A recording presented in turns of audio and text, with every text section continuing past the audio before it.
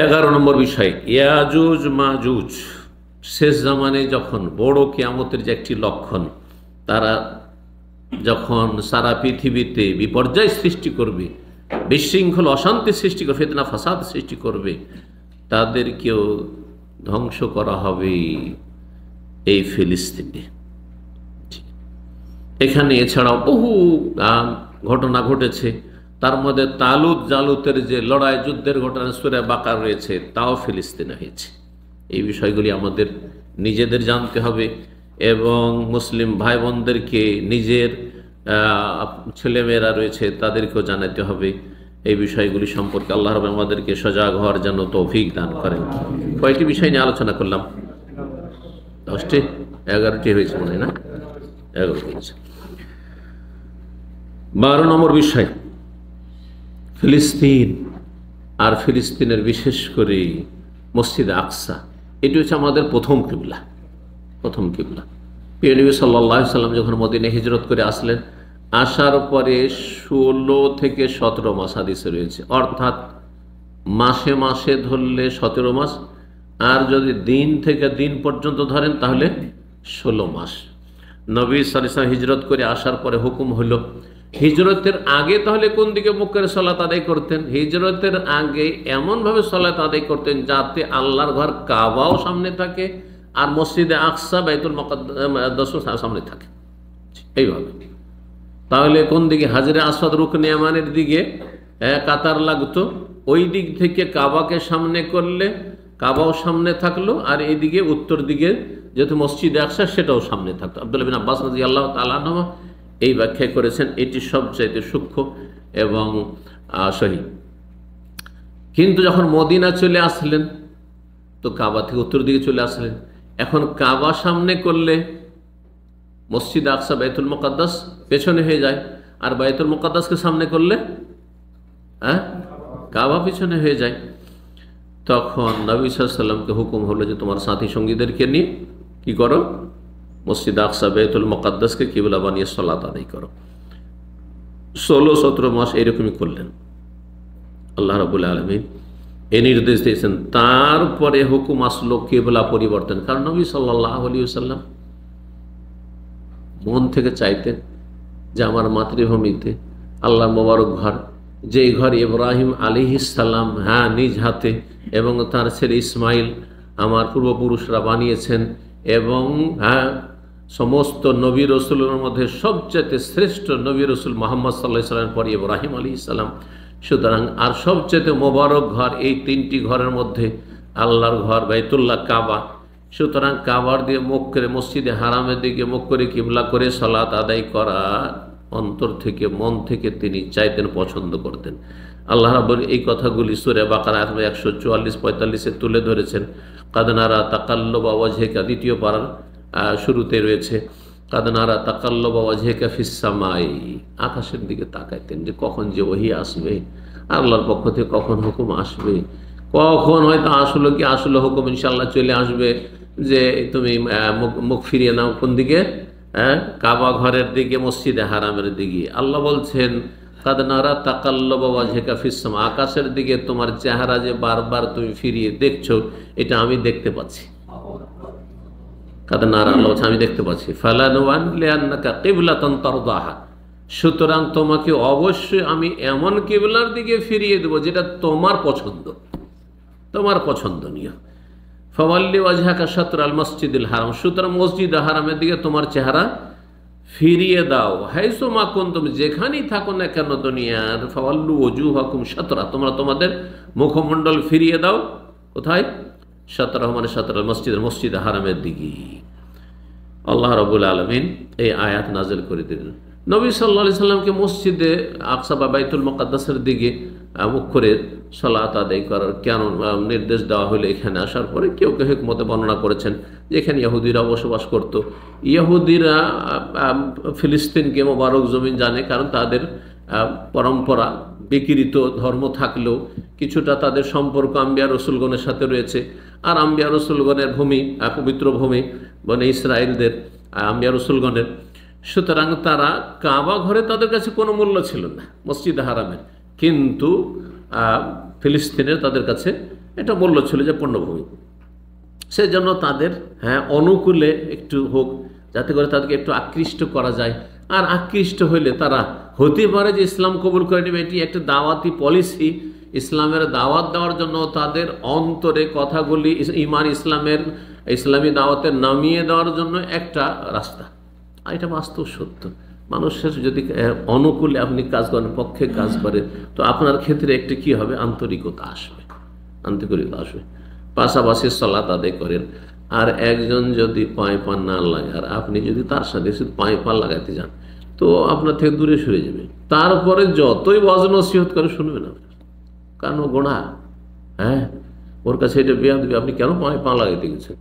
কিন্তু যদি একটু নমনীত হবেন, না সুন্নত মুস্তাহাব, সুন্নত কাজ, আমি যাক অত না করে, ঠিক আছে তুমি লাগাইতে চাও না, লাগাবো আমি, জি, তাহলে কি হবে, সে একটু নম্র হবে আপনার ক্ষেত্রে। রফুল আদান করছেন সুন্নাত, সহি সুন্নাত, কিন্তু যারা রফেদানকে বলছেন আর রফেদান নাই, বারবার করে হাত উঠানো নেই, তাদের পাশে যদি কখনো হেকমত হিসাবে আমি একাই বা এক দুজন আছি আর এরা সব দল ভারী, রফেদান না করারই দল ভারী, সুতরাং রফুল আদানের এই সুন্নতটা করলাম না, যাতে করে তাদের মাঝে অনেক শিরক বিদআত রয়েছে, এরা সুফিজমে এর ভ্রান্ত গুমরাহিতে বিশ্বাসী, এরা মিলাদে বিশ্বাসী, এরা মাজার পূজায় বিশ্বাসী, এরা পীর মুরিদের ব্যবসায় বিশ্বাসী। সুতরাং এদেরকে এদের বড় সংশোধন, বড় রোগের চিকিৎসার জন্য ছোটোখাটো বিষয়গুলি যাক, আমি রফেদান করব না, এটা আপনার জন্য দাওয়াতি পলিসির ক্ষেত্রে বড় উপকারী হবে, বড় উপকারী হবে। একটি ঘটনা উলামায়ে কেরামগণ লিখেছেন যে আরব দেশ থেকে অথবা ভারত থেকে কোনো আহলে হাদিস আলেম গিয়েছিলেন পাকিস্তানে এক হানাফি মসজিদে, বড় আলেম, হানাফিদেরও বড় আলেম, আর ইনিও গেছেন আহলে হাদিসদের বড় আলেম, দুজন। তো বড় বড় আলেমদের সাথে দেখা সাক্ষাৎ ছিল, তো গিয়েছেন, সেখানে গিয়ে আহলে হাদিস আলেম ভাবলেন যে হানাফিদের মসজিদ, আর এই হানাফিদের একজন বড় আলেমের সাথে আজকে সাক্ষাৎ যখন, তো আজকে রফেদানটা করব না। রফেদান উনি করেননি, যাক সুন্নাত আজকে করব না। এতে হবে কি, তার একটু আন্তরিকতা আসবে যে আমি ওর মতো করে সালাত আদায় করলাম। হানাফি বড় আলেম ভাবছেন যে আহলে হাদিস এত বড় আলেম যখন আমার মেহমান হয়ে এসেছেন, তো আজকে আমি রফেদানটা করে নিব। তো হয়েছে কি, ভাগ্য চক্রে হানাফি আলেম বারবার রফেদান করছে, আর এই আহলে হাদিস আলেম রফেদান করছেন না, জি রফেদান করছেন না। পরে তাদেরকে জিজ্ঞাসা করা হলো যে কি ব্যাপার সেবার, এই তো ব্যাপার সব উল্টো হয়ে গেল। সত্য ঘটনা এটা, কিন্তু জি বেশ কিছু কিতাবে আমি এই বিষয়ে ঘটনাটি পড়েছি, নাম সহ তাদের নামগুলো চলে যাচ্ছে, অনেক আগের পড়া। তো আহলে হাদিস আলেম বললেন যে আমি আসলে রফেদান এই জন্য করলাম যে চলো আপনাদের হানাফি মসজিদে এসেছি, তো আপনাদের মতো করেই পড়ে দিই, একটা সুন্নতি তো, যাক আপনাদের মতো পড়ি, আপনি কেন রফেদান করলেন? তো আমি এই জন্য রফেদান করলাম যে আপনার এহতেরাম সম্মানিত, আপনি আমার মেহমান, তো মেহমানের সম্মানার্থে চিন্তা করলাম যে আজকে আপনার মতো করে সালাত আদায় করি।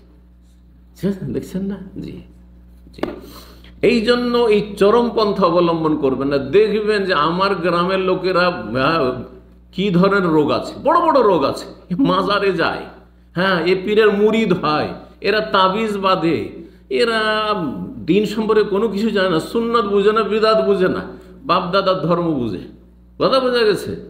আর তাদের কাছে গিয়ে এক দুইজন গিয়ে রফেদান, প্রথম দিনই রফেদান, তাহলে আপনার দাওয়াতকে ছুঁড়ে ফেলে দেবে, কোনোটাই কবুল করবে না, আপনার কোনোটাই কবুল করবে না। জি, সেদিকে যাচ্ছেন না। এই হেকমতগুলি আমি এক সময় অবলম্বন করেছি, নতুন যখন এই দাম আমি 26-25 বছর আগে এসেছি, তখন শুধু চেনার জন্য এ হুজুর আমাদের না অন্যদের গিয়েছি, কোনো প্রশ্ন নাই, শুধু প্রশ্ন হুজুর এমামা ক্যাম্পে গেছি, জামেলে গিয়েছি, এগুলো পুরাতন ক্যাম্প, হুজুর মিলাদ করা যাবে?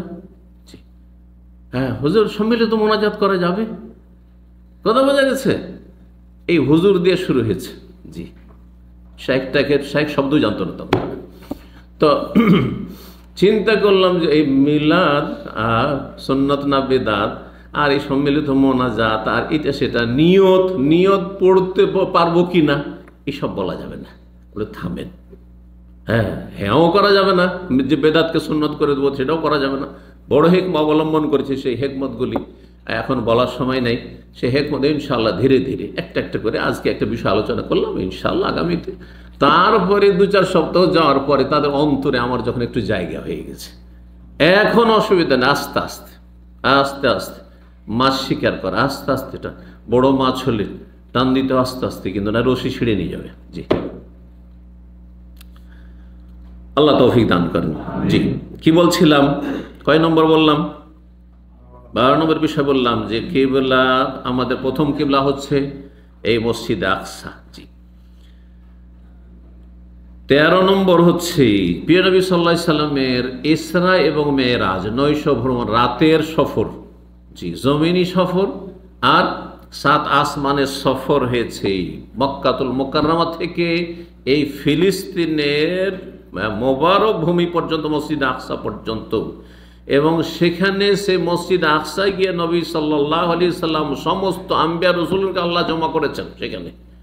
তার বিশেষ আল্লাহ রাব্বুল আলামিনের কুদরতে সমস্ত নবী রাসূলগণকে সেখানে একত্রিত করেছেন, তাদের ইমামতি করেছেন প্রিয় নবী সাল্লাল্লাহু আলাইহি। এর মাধ্যমে জানিয়ে দেওয়া হয়েছে যে পৃথিবীর ইমামত নেতৃত্ব শেষ নবী মুহাম্মদ সাল্লাল্লাহু আলাইহি ওয়াসাল্লামকে দিয়ে দেওয়া হয়েছে এবং শেষ নবীর উম্মতকে দিয়ে দেওয়া হয়েছে। আগে যাদের কাছে ছিল তারা অযোগ্য হয়ে গেছে, শুধু তাদের কাছ থেকে নেতৃত্ব নিয়ে এই উম্মতে মুসলিমাকে দিয়ে দেওয়া হয়েছে। কিন্তু উম্মতে মুসলিমা তাদের ইসলাম থেকে দূরে সরে যাওয়ার জন্য আজকে কাফেরদের কাছে মার খাচ্ছে। জি, আল্লাহ রাব্বুল এই মর্মে সূরা ইসরা, সূরা বনী ইসরাঈলের প্রথম আয়াতে ইরশাদ করে, যেটি দিয়ে আলোচনা শুরু করে, সুবহানাল্লাযী আসরা বিআবদিহি, পবিত্র সেই সত্তা, তার তাসবিহ পাঠ করছি, পবিত্রতা ঘোষণা করছি, মহিমা ঘোষণা করছি। আল্লাযী আসরা বিআবদিহি, যিনি রাতারাতি কি করেছেন? নিয়ে গেছেন, সফর করিয়েছেন, ভ্রমণ করিয়েছেন তার বান্দাকে। কে বান্দা? মুহাম্মদ সাল্লাল্লাহু আলাইহি ওয়াসাল্লাম। কার বান্দা? আল্লাহর বান্দা। আল্লাহর বান্দা এই জন্য বলা হয়েছে যে কেউ না ভাবে যে 7 আসমান যেতে পেরেছেন তো তিনি রব, না, তিনি রব না, রবের বান্দা। আল্লাহ ইচ্ছা করলে বলতেন সুবহানাল্লাযী আসরা বিরাসূলিহি বিনবিয়িহি, হ্যাঁ বলতে পারতেন, কিন্তু তা বলেননি আল্লাহ রাব্বুল আলামিন। এই তৌহিদের শিক্ষা দেওয়ার জন্য। হ্যাঁ, মানব জাতি আবেগী হয়ে শিরক করে ফেলে, কুফরি করে ফেলে, ঈমান নষ্ট করে ফেলে, যাতে করে এটা না হয়। 7 আকাশে গেলেও তিনি নিজের ক্ষমতায় যাননি। কার ক্ষমতায় গেছেন? মহান আল্লাহ রাব্বুল আলামিনের ইচ্ছাতে গেছেন, তার কুদরতে গেছেন, তিনি তাকে নিয়ে গেছেন। আসরা নিয়ে গেছেন, তিনি নিজে যাননি, রাতারাতি ভ্রমণ করিয়েছেন। আল্লাহ বলছেন তার বান্দাকে, তিনি যতই বড় নবী রসুল হন না কেন, আল্লাহর গোলাম তিনি। তবে তিনি আল্লাহর গোলাম, আল্লাহর বিশিষ্ট গোলাম, সবচেয়ে শ্রেষ্ঠ গোলাম। জি, আপনিও কারো বাড়ির হাউস ড্রাইভার আর রাজার বাড়িরও হাউস ড্রাইভার, দুজনে পার্থক্য আছে না নেই? হ্যাঁ, কত পার্থক্য আছে তো বুঝতে পারছেন যে রাজার গাড়ি চালায়, রাজ প্যালেসের গাড়ি চালায়, আর আপনি গরিবের ফুটপাতের গাড়ি চালাচ্ছেন। আপনি দুটোতে পার্থক্য রয়েছে। জি, কোথা থেকে? মিনাল মসজিদিল হারাম, আল্লাহ বলছেন মসজিদে হারাম থেকে রাতারাতি সফর করিয়েছেন। কোথা পর্যন্ত? ইলাল মসজিদিল আকসা, জমিনি সফর ছিল মসজিদে আকসা পর্যন্ত। আল্লাযী বারাকনা হাওলাহু, যার চারপাশে আমি বরকত নিহিত রেখেছি। লিনুরিয়াহু মিন আয়াতিনা, যাতে করে তাকে বহু আল্লাহর কুদরতের বিষয়, কুদরতের যে বহিঃপ্রকাশ, নিদর্শনাবলী, সেগুলি দেখাবার জন্য নিয়ে গেছি। জি, তো এই মেরাজের সফর হয়েছিল বাইতুল মুকাদ্দাস হয়ে বা ফিলিস্তিন হয়ে।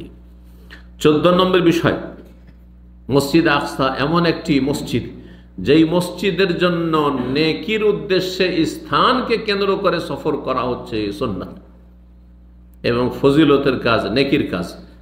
স্থান কেন্দ্রিক 3টি মসজিদ ছাড়া চতুর্থ কোথাও যাওয়ার জন্য সফর করা যায় না, স্থানকে কেন্দ্র করে। এই মর্মে হাদিস প্রিয় নবী সাল্লাল্লাহু আলাইহি ওয়াসাল্লামের সহিহ বুখারী মুসলিম, লা তুশাদ্দুর রিহালু ইল্লা ইলা সালাসাতি মাসাজিদা, সফর করা যাবে না। সেই যুগে উটের পিঠে সফর করত, আর উটের পিঠে যে বসার জায়গা তৈরি করা সেটাকে রাহাল বলা হতো, আর সেটাকে মজবুত করে উটের সাথে বাঁধতে হতো, উটের শরীরের সাথে, সেজন্য সেটাকে সাদ্দুর রেহাল বলা হয়েছে। লা তুশাদ্দুর রিহালু, সফর করার উদ্দেশ্যে উটকে প্রস্তুত করা যাবে না, স্থানকে কেন্দ্র করে ইল্লা, স্থানকে কেন্দ্র করে কোথা থেকে ব্যাখ্যা নিয়ে আসলাম? কারণ স্থানের কথা এখানে ইল্লা সালাসাতে মাসাজিদ, 3 মসজিদ ছাড়া। কিন্তু ব্যক্তিকে কেন্দ্র করে অথবা আমি শিক্ষাকে কেন্দ্র করে, শিক্ষা প্রতিষ্ঠানকে কেন্দ্র করে যাচ্ছি, অথবা আমার ব্যবসাকে কেন্দ্র করে যাচ্ছি, কোথাও কোনো অসুবিধা নেই। রুজি রোজগারের জন্য দাম্মাম এসেছেন, এখানে এই দাম্মামকে এই স্থান হিসাবে আপনি বাছাই করেননি। আপনি এই জায়গায় এই স্থান মোবারক নেকি, এই জায়গায় নেকির জন্য যান না, না, এখানে আপনার রুজি আছে সেই জন্য এসছেন, ঠিক কিনা? জি। এইরকম আপনার কোনো প্রিয়জন আছে, আপনজন আছে, আত্মীয় স্বজন আছে, তাকে দেখতে যাচ্ছেন বা তার সাথে দেখা সাক্ষাৎ করতে যাচ্ছেন, সেই জায়গায় আপনার মূলত উদ্দেশ্য নাই। এই 3টি মসজিদের প্রথম মসজিদ হচ্ছে আল মসজিদুল হারাম, মসজিদে হারাম মক্কাতুল মুকাররমা। দ্বিতীয় মসজিদ মসজিদ নববী, মসজিদি হাজা আমার এই মসজিদ, মদিনার মসজিদ। আর অল মসজিদুল আকসা এবং মসজিদ আকসা। 15 নম্বর বিষয়, নিজেরা জানুন এবং ছেলে মেয়েদেরকে জানিয়ে দেয় এই মসজিদে আকসায় সালাত আদায় করলে তাতে বড় ফজিলত রয়েছে। কত গুণ ফজিলত রয়েছে এই মর্মে যেটি প্রসিদ্ধ হাদিস এবং সহিহ হাদিস, সেটি হচ্ছে 500 সালাতের ফজিলত। 50,000-এর ফজিলতের হাদিস জয়ীফ, দুর্বল, এবং সেটি অযৌক্তিক। আর দুর্বল জয়ীফ জাল কথা অযৌক্তিক হয়। মসজিদ নবী সাল্লাল্লাহু আলাইহি ওয়াসাল্লামের মোবারক হাতে তৈরিকৃত মসজিদ চাইতে বেশি ফজিলতের হয়ে যাবে আপনার মসজিদে আকসা, এটা হইতে পারে না। তো 500 সালাতের ফজিলত রয়েছে এই মর্মে নবী সাল্লাল্লাহু আলাইহি ওয়াসাল্লামের হাদিস জাবের বিন আব্দুল্লাহ রাদিয়াল্লাহু তাআলা আনহু বর্ণনা করেছেন। তিনি বলছেন, সলাতুন ফিল মসজিদিল হারাম, মসজিদে হারামের সলাত আদায় করা মিয়াতু আলফে সলা, 1,00,000 গুণ সলাতের সমান অন্য জায়গার তুলনায়। ও সলাতুন ফি মসজিদি, আমার মসজিদে সলাত আদায় করা আলফ সলাতের 1000 গুণ। অফি বাইতুল মাকদিস, আর বাইতুল মুকাদ্দাসে যদি কেউ সলাত আদায় করে 500 সলাত, 500 সলাত। জি। আর একটি রিওয়ায়াতে রয়েছে যে মসজিদে আকসাই, সেটিও সহিহ, মসজিদে আকসাই সালাত আদায় করলে তা দিল 250 সালাত, 250 গুণ। তো 250 হাদিস সহিহ আর 500 হাদিস সহিহ। আল্লাহ তাআলা আলাম। 250-তে কোনো সন্দেহ নেই, কারণ সেটা সর্বনিম্ন ফজিলতের হাদিস। আর 500 হতে পারে ও ফজলুল্লাহ আছে, মানুষের ইখলাস এবং মানুষের যে রুজি, যেই রুজি আপনি খাচ্ছেন অথবা যেই টাকা পয়সা খরচ করে গেছেন সেটাও নির্ভরশীল হতে পারে। আল্লাহ তাআলা আলাম। কয়টি পয়েন্ট হলো? 16 নম্বর বিষয়, জি, যে এই মসজিদ আকসা আমাদের 16-17 মাস কেবলাই উলা, কিন্তু তার আগে আম্বিয়া রসুলগণ যত এসেছেন নবী সাল্লাল্লাহু আলাইহি ওয়াসাল্লামের আগে, তাদের কিবলা ছিল এই মসজিদে আকসা, তাদের কিবলা ছিল। 17 নম্বর বিষয়, তা হচ্ছে মসজিদে আকসা বা ফিলিস্তিন এমন একটি জায়গা, এমন একটি মসজিদ যার আশেপাশে অর্থাৎ ফিলিস্তিনে বসবাসের জন্য নবী সাল্লাল্লাহু আলাইহি ওয়াসাল্লাম সাহাবায়ে কেরামদেরকে উৎসাহিত করেছেন। যেন অনেক সাহাবায়ে কেরামগণ যখন হিজরত করেছেন মদিনা থেকে, তখন হিজরত করার ক্ষেত্রে শাম দেশকে অন্য দেশের তুলনায় প্রাধান্য দিয়েছেন।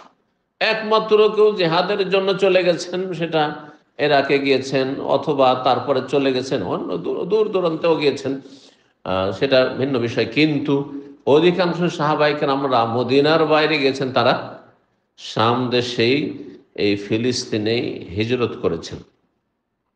এই মর্মে মুসনাদ আহমদ একটি হাদিস রয়েছে, একজন সাহাবী জিল আসাবে, তার নাম বলা হয়েছে, তিনি বলছেন, কুলতু ইয়া রাসূলুল্লাহ, আমি বললাম হে আল্লাহর রাসূল, ইনুব তুলিনা বাদাকা বিল বাকাই আইনা তা'মুরুনা, যদি আপনার পরে আমরা সমস্যার সম্মুখীন হই যে আমরা মদিনায় থাকতে পারছি না, জাজিরায় আরব উপদ্বীপে থাকতে পারছি না, মক্কায় থাকতে পারছি না, তাহলে কোথায় যাওয়ার নির্দেশ বা উপদেশ দিচ্ছেন আপনি? তখন বললেন রাসূলুল্লাহ সাল্লাল্লাহু আলাইহি ওয়াসাল্লাম, আলাইকা বিবাইতুল মাকদিস, বাইতুল মুকাদ্দাস চলে যাবে, বাইতুল মুকাদ্দাস চলে যাবে। জি, বলছেন যে সেখানে চলে যাবে আর সেখানে গিয়ে আল্লাহ রাব্বুল আলামিনের ইবাদত বন্দি করবে। 18 নম্বর যে বিষয়টি বলল সেটা হচ্ছে যে বাইতুল মুকাদ্দাস বা মসজিদে আকসা, বাইতুল মুকাদ্দাস বা বাইতুল মাকদিস আর মসজিদে আকসা কোনটি, এই নিয়ে আজকাল সোশ্যাল মিডিয়ায় কিন্তু এক রকমের ঝড় চলছে, তাই না? কেউ এই গম্বুজটিকে বাইতুল মুকাদ্দাস বলছে, কেউ এই গম্বুজটাকে বলছে, হ্যাঁ, আর নানা ভাষা নানা মত চলছে। এই মর্মে শুনে রাখুন, যা গবেষক ওলামারা লিখেছেন, যে মসজিদে আকসার আয়তন হচ্ছে 144,000 বর্গ মিটার। জি, যেখানে সলাত আদায় করতে পারবেন, এই চত্বরে সলাত আদায় করতে পারবেন 8 লক্ষ মানুষ একসাথে। 8 লক্ষ মানুষ। এই পুরো এলাকার নাম হচ্ছে আকসা, মসজিদ আকসা। জি, যেখানে 4টি মেজানা রয়েছে, 4টি আজান দেওয়ার এই জায়গা রয়েছে। জি, 19 নম্বর বিষয় আবার বলছি, শুরুতেও বলেছি, আর সেটি আবার তাকিদের সাথে বলছি, যে ফিলিস্তিনের বিষয়টি আর মসজিদ আকসার বিষয়, বাইতুল মুকাদ্দাসের যে বিষয়টি, এটি আমাদের মূল আকীদার বিষয়। সুতরাং আমাদের পক্ষে যতটা সম্ভব সর্বাত্মক সাহায্য করা, এই জমিকে, এই ভূমিকে উদ্ধার করার জন্য কাফের জালেমদের থেকে আল্লাহ রাব্বুল আলামিন আমাদেরকে তৌফিক দান করেন। 20 নম্বরে একটি কথা বলবো, সেটা হচ্ছে যে এই বাইতুল মুকাদ্দাস বা ফিলিস্তিনের ভূমি সম্পর্কে ইহুদিরাও দাবি করে, খ্রিস্টানরাও দাবি করে, করে না? করে না? কারণ সবার পুণ্যভূমি তাদের। মানে ইব্রাহিম আলাইহিস সালামের সাথে সেই সম্পর্ক, সেটা সত্যিকারের সম্পর্ক আসলে হোক, অথবা নামে মাত্র সম্পর্ক হোক, কাজের বেলা কোনো সম্পর্ক নাই, কিন্তু সম্পর্ক একটা সম্পর্কের দাবিদার হচ্ছে ইহুদিরাও ইব্রাহিম আলাইহিস সালাম ইব্রাহিমের সাথে। আর এই জন্য তারা ইব্রাহিম আলাইহিস সালাম, ইব্রাহিমকে আব্রাহাম বলে জানে তারা। আর খ্রিস্টানরাও ইব্রাহিম আলাইহিস সালামের সাথে নিজেদেরকে সম্পৃক্ত করে, কারণ ঈসা আলাইহিস সালাম ইব্রাহিমের বংশোদ্ভূত, আর মুসা আলাইহিস সালাম হচ্ছেন ইব্রাহিম আলাইহিস সালামের বংশোদ্ভূত। তো তারা দাবি করে যে আমরা ইব্রাহিম আলাইহিস সালাম এমন একজন রসুল, যে কাজে হোক আর না হোক, কিন্তু নামকে অস্তে হইলেও ইহুদি খ্রিস্টান সবাই তাকে সম্মান করে। হ্যাঁ, যেমন মুসলিমরা ইব্রাহিম আলাইহিস সালামকে সবচেয়ে বেশি ভালোবাসেন রাসূলুল্লাহ সাল্লাল্লাহু আলাইহি সাল্লামের পরে, আর তারপরে সমস্ত আম্বিয়া রসুলগণকে। লা নুফাররিকু বাইনা আহাদিন মির রাসূল, নবী রসুলগণের মাঝে কোনো পার্থক্য আমরা করি না। একমাত্র মুসলিম জাতি সমস্ত নবী রসুলগণ যাদের নাম আল্লাহ উল্লেখ করেছেন, নাম ধরে তাদের বিশ্বাস করে, ঈমান নিয়ে এসেছে, এবং মনে করে যে একজন নবীকে কেউ যদি অস্বীকার করে তাহলে সে কাফের হয়ে যাবে। মুহাম্মদ সাল্লাল্লাহু আলাইহি ওয়াসাল্লামের সব কিছুই মানলাম, কিন্তু আমি জাকারিয়া অথবা ইয়াহিয়া অথবা কোন একজন নবীকে অস্বীকার করে দিলাম, কেউ যদি বলে, তাহলে সে কাফের, সে কাফের হয়ে যাবে। পক্ষান্তরে দেখুন ইহুদিরাকে, তারা মুসা আলাইহিস সালামকে মানার দাবিদার, কাজে মানে না, মানার দাবিদার, কারণ তার ধর্ম বিকৃত। কিন্তু ঈসা আলাইহিস সালামকে যারও সন্তান বলে। ঈসা আলাইহিস সালামকে তারাই খুন করতে সর্বাত্মক চেষ্টা করেছে। আল্লাহ যদি রাখেন তাকে খুন করে, এবং তাদের দাবি যে আমরা খুন করেছি। খ্রিস্টানরা মুসা আলাইহিস সালামের প্রতি বিশ্বাস রাখে, ঈসা আলাইহিস সালামের প্রতি বিশ্বাস রাখে, কিন্তু ঈসা আলাইহিস বিকৃত বিশ্বাস যে ঈসা আলাইহিস সালামকে আল্লাহর বান্দা থেকে আল্লাহর পুত্র বানিয়ে দিয়েছে। বাকি আসলে যখন মুহাম্মদ সাল্লাল্লাহু আলাইহি ওয়াসাল্লামের কথা, শেষ রাসূলের কথা বলছে, না না না না, ওকে মানে খ্রিস্টানরাও মানে না। যেমন ইহুদিরাও মানে না নবী সাল্লাল্লাহু আলাইহি সাল্লামকে, তেমনি খ্রিস্টানরা মানে না, বরং বলে যে তিনি হচ্ছেন আরবদের নবী, আমাদের না। আরবদের নবী তিনি, আমাদের জন্য নয়। অথচ আল্লাহ রাব্বুল আলামিন কোরআনে কারিমে বেশ কয়েকটি আয়াত স্পষ্ট করে দিয়েছেন। এবং তার আগে যদি বলে যে কোরআনের প্রতি আমরা বিশ্বাসী নই, তার আগে তাওরাত ইনজিলে যেসব বাশারাত রয়েছে, ভবিষ্যৎবাণী রয়েছে, সেগুলিতে স্পষ্ট করে দিয়েছেন আম্বিয়া রাসূলগণ, মূসা আলাইহিস সালাম, ঈসা আলাইহিস সালাম। শুধু তাই না, যত নবী এসেছেন তার আগে সমস্ত নবী, শেষ নবী মুহাম্মদ সাল্লাল্লাহু আলাইহি ওয়াসাল্লাম সম্পর্কে ভবিষ্যৎবাণী করেছেন। যেমন সূরা সাফে রয়েছে, 28 পারায় আল্লাহ ইরশাদ করছেন, ঈসা আলাইহিস সালাম ওয়া মুবাশশিরাম বিরাসূলিন ইয়াতি মিন বাদি ইসমুহু মুহাম্মদ, যে আমার পরে একজন নবী আসবে, রসুল আসবেন, যার নাম হবে আহমদ। সুসংবাদ। আর উদ্দেশ্য কি? সেই নবী রসুল যখন আসবেন তার প্রতি তোমরা ঈমান নিয়ে আসবে, কিন্তু খ্রিস্টানরা অস্বীকার করেছে, ইহুদিরা অস্বীকার করেছে। তার সাথে সাথে যে বিষয়টি 20 নম্বরে বলল, তাদের দাবি যে ইব্রাহিম আলাইহিস সালাম, ইহুদিরা বলে ইব্রাহিম ইহুদি ছিলেন, আর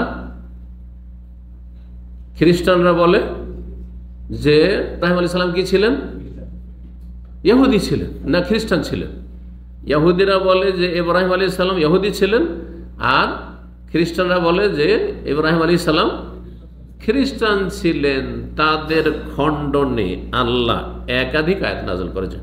তার মধ্যে সূরা আলে ইমরানের আয়াত নম্বর 67 আল্লাহ ইরশাদ করেছেন, মা কানা ইব্রাহিম ইয়াহুদিয়া ওয়ালা নাসরানী।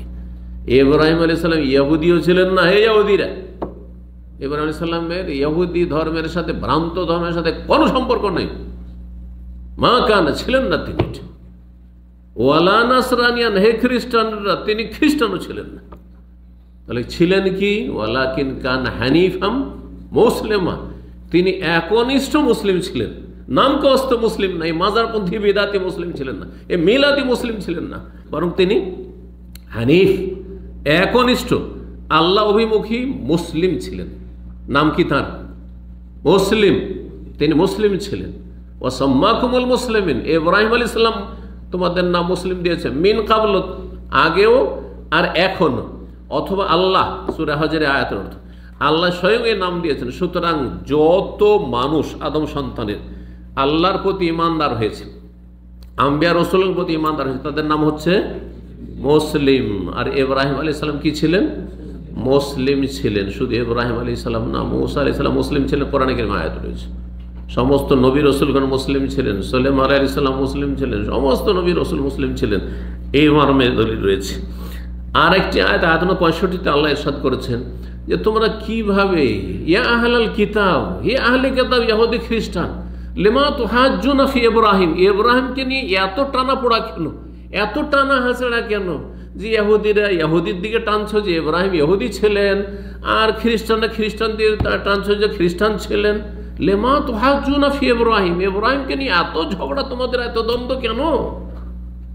ওমা উনজিলাতিত তাওরাত ওয়াল ইনজিল ইল্লা মিন বাদিহি, অথচ তাওরাত ইনজিল নাযিল হয়েছে ইব্রাহিম আলাইহিস সালাম দুনিয়া থেকে যাওয়ার কত পরে। আল্লাহ বলছেন তো তাওরাতই নাযিল হয়নি, ইনজিল নাযিল হয়নি, তো তিনি ইহুদি খ্রিস্টান হইলেন কি করে?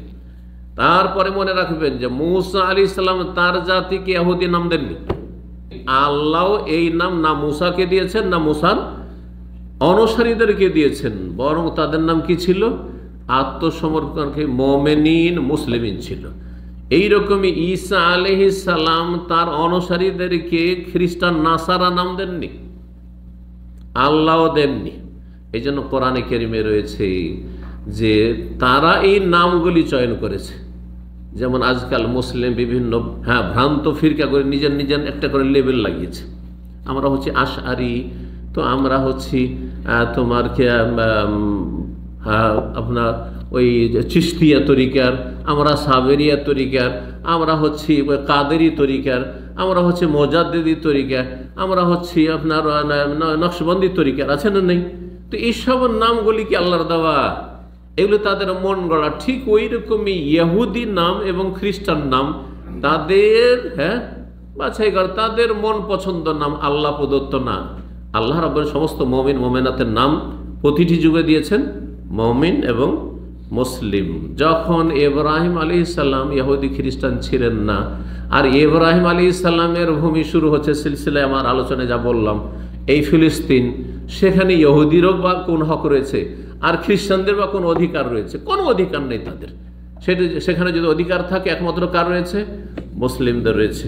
আল্লাহ রাব্বুল এই বিষয়গুলি বুঝার তৌফিক দান করেন, এবং আল্লাহ রাব্বুল আলামিনের কাছে দোয়া করি আল্লাহ রাব্বুল আলামিন যেন মুসলিম জাতিকে ফিলিস্তিনে বিজয় দান করেন, এবং এই বিজয় হাসিলের জন্য যেসব শর্তগুলি আল্লাহর কোরআনে কারীমে বর্ণনা করেন সেগুলি মুসলিম জাতিকে পুরো করার দ্রুত তৌফিক দান করেন, তার দিকে ফিরে আসার তৌফিক দান করেন, তৌহিদ প্রতিষ্ঠার তৌফিক দান করেন, শিরক বিদআত থেকে মুক্ত হওয়ার তৌফিক দান করেন, সুন্নতের অনুসারী হওয়ার তৌফিক দান করেন, নামকে অস্তে মুসলিম বেনামাজি আর বেদিন যারা হয়ে রয়েছে, আল্লাহ থেকে গাফিল হয়ে রয়েছে, উদাসীন হয়েছে, তাদেরকে আল্লাহ হেদায়েত নসিব করেন, সংশোধন করার তৌফিক দান করেন। বেনামাজি হয়ে থাকবেন, শিরক বিদআত করবেন, মাজার পূজা ছাড়বেন না, আর নবীর তরিকা বাদ দিবেন, আর বলবেন আল্লাহর সাহায্য নেমে আসবে, কখন আল্লাহর সাহায্য নেমে আসবে না। জি। আর জগা খিচড়ি হয়ে থাকবেন। আপনাদের মধ্যে শিয়াও রয়েছে যারা ইসলামের দোহাই দিচ্ছে, আপনাদের মধ্যে রয়েছে সুফিও রয়েছে যারা ইসলামের দোহাই দিচ্ছে, আর যারা বিজয়ী করছে। আপনার মধ্যে বেদিন রয়েছে, সারা রাত বিক্ষোভ করতে বলেন করবে, কিন্তু যদি ফজরটা পড়তে হবে না, ওইটা হবে না, ওইটা সম্ভব না। ফজর পড়া সম্ভব, মসজিদে যাওয়া সম্ভব, মসজিদে যাওয়া তো অভ্যস্ত না। এ হচ্ছে মুসলিম জাতির অবস্থা। কোথা থেকে সাহায্য নেমে আসবে? আল্লাহ রাব্বুল আলামিন যেন বুঝার তৌফিক দান করেন, আর আল্লাহ রাব্বুল আলামিন যেন তার সাহায্যের জন্য আমাদের জন্য তাড়াতাড়ি নামিয়ে দেন, এবং আল্লাহ রাব্বুল আলামিন যেন মুসলিমদেরকে আল্লাহ রাব্বুল আলামিন এ পবিত্র ভূমি মসজিদ আকসা যেন ফিরিয়ে দেন। মসজিদ